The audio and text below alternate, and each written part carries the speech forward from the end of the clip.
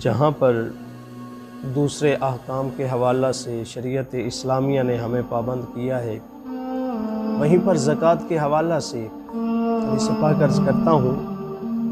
فرمایا کہ ابن مسعود رضی اللہ تعالی عنہ عن النبی صلی اللہ علیہ وسلم قال ما من رجل لا يؤدي زکاة مالہ الا جعلہ اللہ یوم القیامة فی عنقہ شجاعا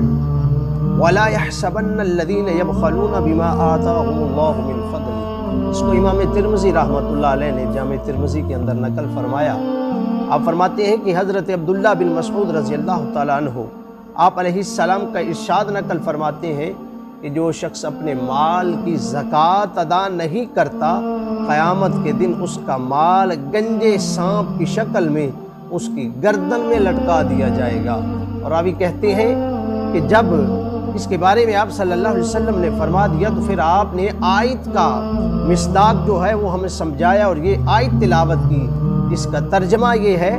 اور ہرگز خیال نہ کریں ایسے لوگ جو ایسی چیز میں بخل کرتے ہیں جو اللہ نے ان کو اپنے فضل سے دی ہے۔